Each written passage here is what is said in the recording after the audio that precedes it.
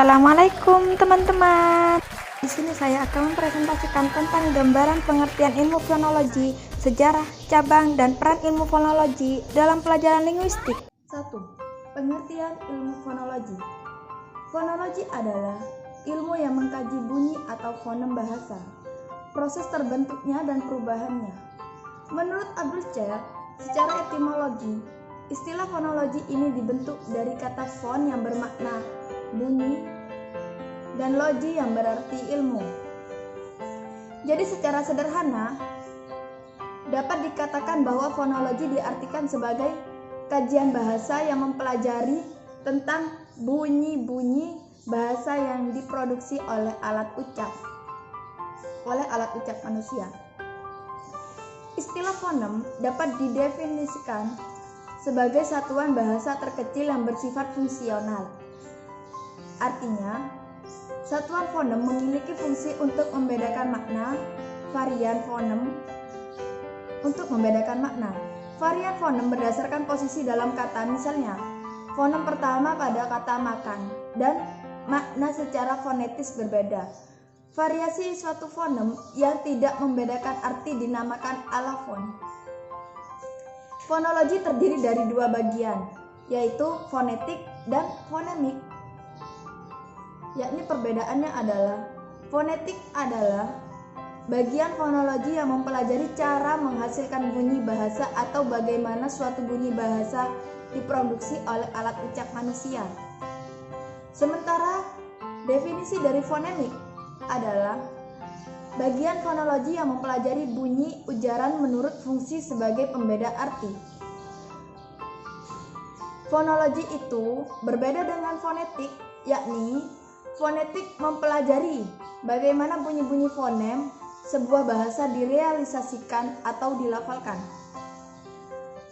Fonetik juga mempelajari cara kerja organ tubuh manusia, terutama yang berhubungan dengan penggunaan dan pengucapan bahasa. Yang kedua, sejarah fonologi. Sejarah fonologi dapat dilacak melalui riwayat pemakaian istilah fonem dari waktu ke waktu. Pada sidang masyarakat linguistik, yakni di Paris 24 Mei 1873, Dufresne des Genentes mengusulkan nama fonem sebagai padanan kata BGM Sparkle. Ferdinand de Saussure dalam bukunya Memoire sur le système primitif des voyelles dan les langues indo-européennes, Memoir tentang sistem awal vokal bahasa Indo-Eropa, yang terbit pada tahun 1878, mendefinisikan fonem sebagai prototip unik dan hipotik yang berasal dari bermacam bunyi dalam bahasa anggotanya. Sejarah fonologi dalam makalah yang saya akan presentasikan ini akan lebih mengkhususkan membahas mengenai istilah fonem.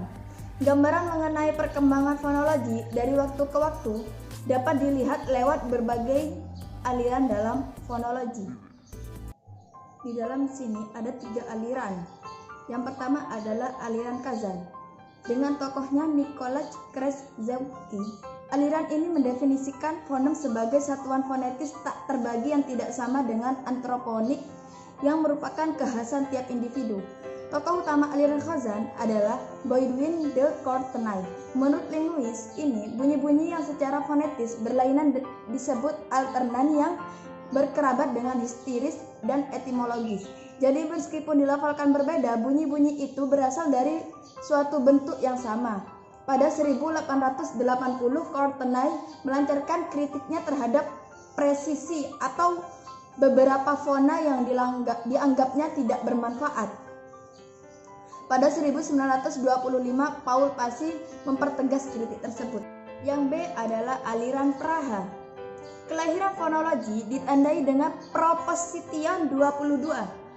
Usulan 22 yang diajukan oleh R. Jacobson, S. Karzewski, dan N. Trubetskoy pada Kongres Internasional 1 pada Linguis di La Haye, April 1928 pada 1932.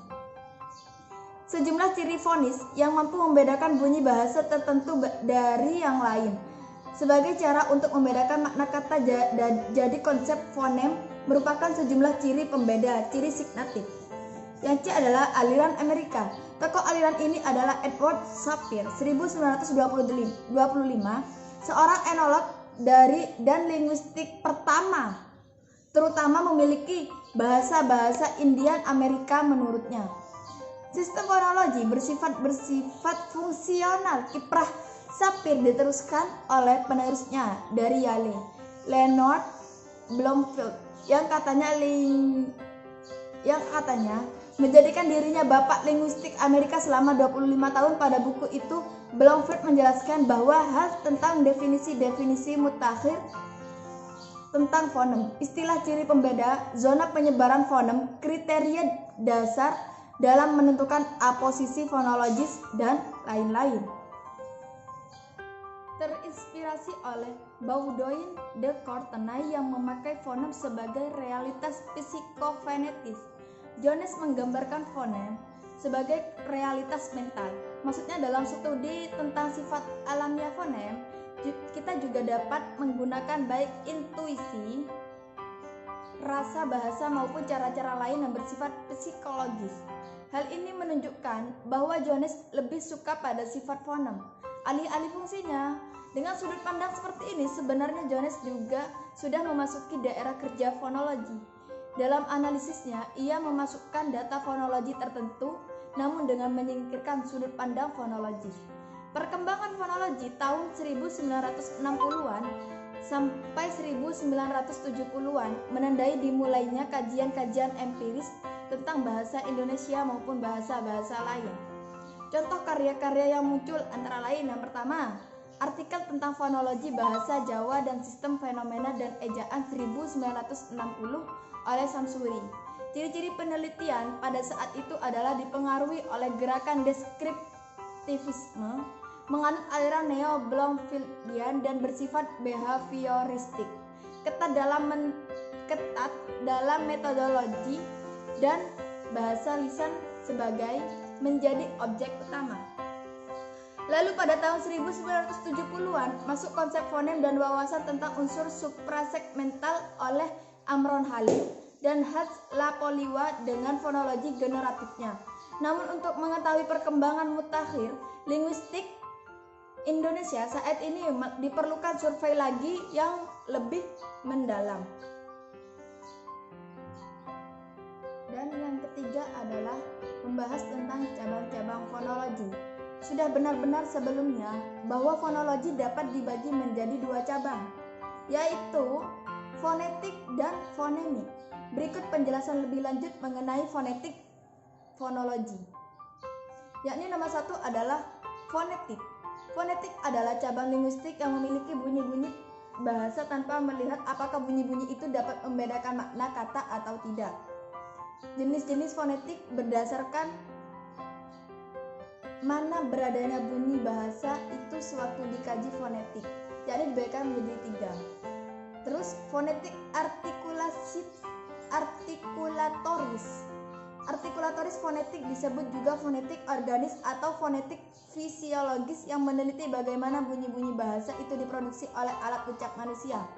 Pembahasan tersebut masalah alat-alat ucap yang digunakan dalam memproduksi bunyi bahasa, bagaimana bunyi bahasa dibuat, klasifikasi bahasa yang dihasilkan serta mengenai kriteria yang digunakan tentang silabel, juga mengenai unsur-unsur atau ciri-ciri suprasegmental seperti tekanan, jeda, durasi, dan nada. Yang C adalah fonetik akustik. Fonetik akustik belajar bagaimana bunyi bahasa menurut aspek-aspek fisiknya. Bunyi-bunyi itu diselidiki frekuensinya, getarannya, amplitudonya, estetisanya, dan timbrenya. Yang D adalah fonetik auditory. Fonetik auditory memiliki bagaimana bunyi-bunyi bahasa itu diterima oleh telinga sehingga bunyi-bunyi itu dapat didengar dan dapat diimplementasikan. Dalam hal ini tentunya pembahasan mengenai struktur atau jamur alat dengar yang disebut telinga itu bekerja bagaimana penerimaan bunyi bahasa itu sehingga bisa mewujudkan. Oleh karena itu, kiranya kajian fonetik auditory lebih berkenan dengan ilmu kedokteran. A. Transkrip fonetik. Transkrip fonetik adalah bunyi-bunyi secara akurat atau tepat dengan menggunakan huruf atau tulisan fonetik. Huruf fonetik ini dibuat berdasarkan huruf alfabet, yakni Latin yang tidak ada tanda-tanda atau diberi tanda diakritik. Yang B. Alat ucap. Alat-alat ucap yang terlibat dalam produksi bunyi bahasa adalah sebagai berikut. Yang pertama paru-paru, yang kedua batang tenggorokan, yang ketiga pangkal tenggorokan, yang keempat pita suara yang di dalamnya ada glotis yaitu celah di antara dua bilah pita suara, yang kelima krikoid, yang keenam lekung atau tiroid, yang ketujuh arytenoid, yang kedelapan dinding rongga kerongkongan, yang kesembilan epiglotis, yang ke-10 akar lidah, yang ke-11 pangkal lidah bagian belakang punggung, yang ke-12 lidah tengah, yang ke-13 daun lidah, yang ke-14 ujung lidah, yang ke-15 anak tekak, yang ke-16 langit-langit lunak, yang ke-17 langit-langit keras, yang ke-18 gusi, yang ke-19 gigi atas, yang ke-20 gigi bawah, yang ke-21 bibir atas, yang ke-22 bibir bawah, yang ke-23 mulut, yang ke-24 rongga mulut, yang ke-25 adalah rongga hidung. Proses pembunyian, yakni alat ucap atau alat bicara dalam proses produksi bunyi bahasa dapat dibagi atas 3 komponen, yaitu yang pertama adalah komponen subglotal. Komponen subglotal terdiri dari paru-paru kiri dan paru-paru kanan, saluran bronkial dan saluran pernafasan trankea. Komponen ini disebut juga sistem pernafasan. Fungsi untuk komponen subglotal adalah memberi arus udara yang merupakan syarat mutlak terjadinya bunyi bahasa. Yang kedua adalah komponen laring. Komponen laring atau tenggorokan merupakan kotak yang terbentuk dari tulang rawan yang berbentuk lingkaran dalam rangka proses produksi bunyi pada laring. Inilah terjadinya awal mula bunyi bahasa, baik dengan aliran udara agresif maupun udara ingresif. Yang ketiga adalah komponen supragotal. Komponen supragotal adalah alat ucap yang berada di dalam rongga mulut dan rongga hidung, baik yang menjadi artikulator aktif maupun artikulator pasif.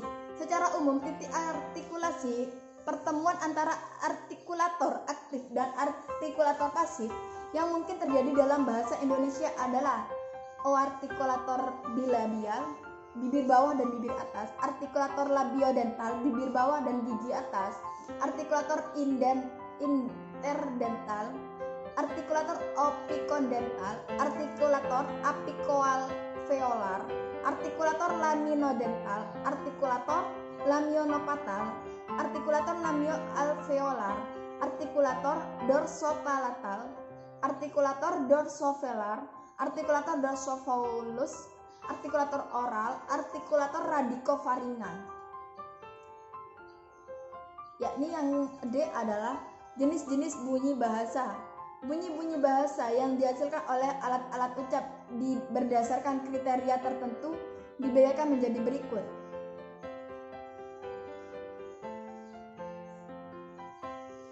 Bunyi vokal, konsonan, dan semivokal. Bunyi-bunyi vokal, konsonan, dan semivokal dibedakan berdasarkan tempat dan cara artikulasinya.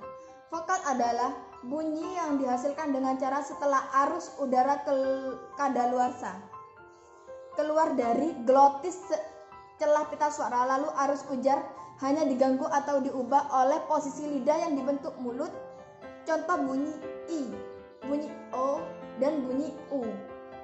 Sedangkan bunyi konsonan terjadi setelah arus ujar melewati pita suara diteruskan ke rongga mulut dengan mendapat hambatan dan artikulator aktif dan artikulator pasif. Bunyi semivokal yang pada bunyi W dan Y yang termasuk bunyi laminopalatal. Bunyi oral dan bunyi nasal, kedua bunyi ini dibedakan berdasarkan keluarnya arus ujar. Bila arus ujar keluar melalui rongga mulut, maka disebut bunyi oral. Sedangkan bila keluar melalui rongga hidung, maka disebut bunyi nasal. Bunyi bersuara dan bunyi tak bersuara. Kedua bunyi ini dibedakan berdasarkan ada tidaknya getaran pada pita suara sewaktu bunyi itu diproduksi. Bila pita suara turut bergetar pada proses pembunyian, maka bunyi suara yang termasuk bunyi suara antara lain B, D, dan G. Sedangkan bila pita suara tidak bergetar seperti S, P, dan T. Bunyi suara dan bunyi lunak. Pembedaan kedua bunyi ini berdasarkan ada tidaknya kegetaran arus udara ketika bunyi ini diartikulasikan. Sebuah bunyi dikatakan keras, fortis, apabila terjadi karena penafasan yang kuat dan otot yang tegang. Bunyi T, K, dan S adalah fortis. Sebaliknya sebuah bunyi dikatakan lunak, lenis, apabila terjadi karena penafasan lembut dan otot kendur. D, G, dan Z adalah lenis. Bunyi panjang dan bunyi pendek. Pembedaan kedua bunyi ini didasarkan pada lama atau tidaknya bunyi itu diartikulasikan.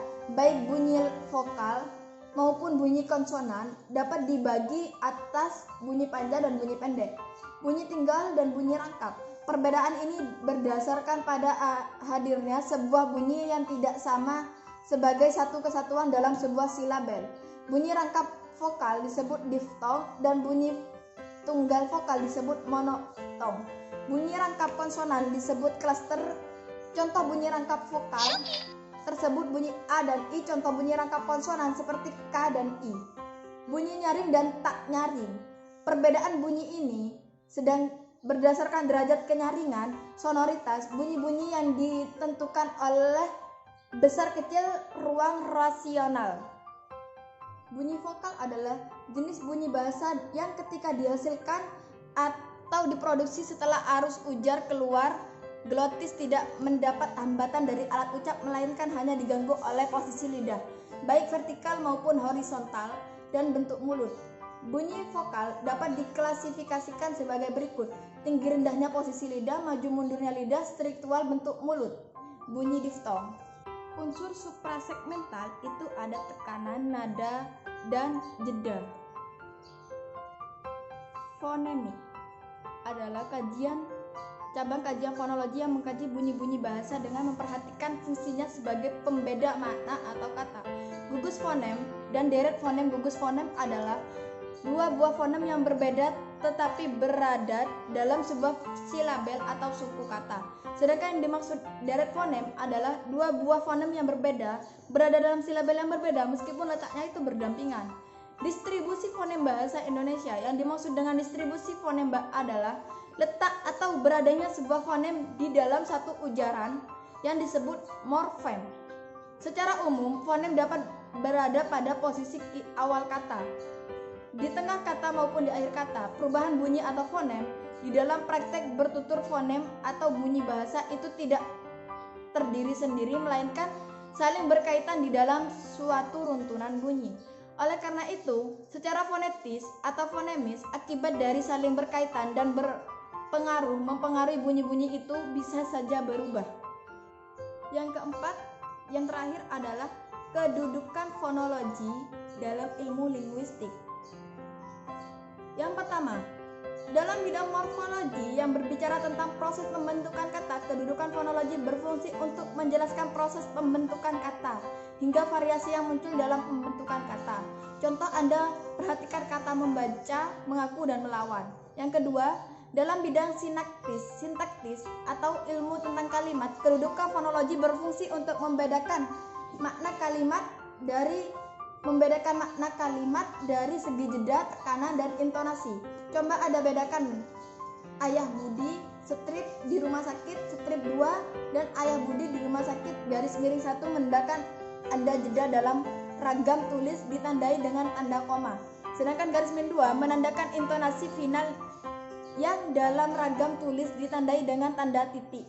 Berikutnya, yang ketiga. Dalam bidang semantik, kedudukan fonologi berfungsi untuk membedakan kapan sebuah variasi bunyi dapat digunakan. Yang keempat, dalam bidang leksikografi atau penyusunan kamus, kedudukan fonologi berfungsi sebagai cara-cara pengucapan atau pengujaran yang khas suatu kata dan variasi pengucapan yang dideskripsikan melalui transkripsi fonetis. Kelima, dalam bidang dialektologi, kedudukan fonologi berfungsi sebagai salah satu data yang dijadikan dasar perhitungan untuk menentukan status dialek dan pemetaannya. Yang keenam, dalam bidang pembelajaran dan pengajaran, kedudukan fonologi sebagai dasar untuk melatih bunyi-bunyi bahasa, terutama dalam pembelajaran bahasa kedua dan bahasa asing. Ketujuh, dalam bidang psikolinguistik, fonologi sebagai alat untuk dapat menjawab permasalahan-permasalahan yang berkaitan dengan pemerolehan bahasa. Yang kedelapan, hal tersebut menunjukkan bahwa fonologi memiliki kedudukan yang penting dalam ilmu linguistik. Dalam hal ini, fonologi baik hasil kajiannya maupun teorinya menjadikan dasar analisis dan dasar penentuan metode atau kajian ilmu linguistik.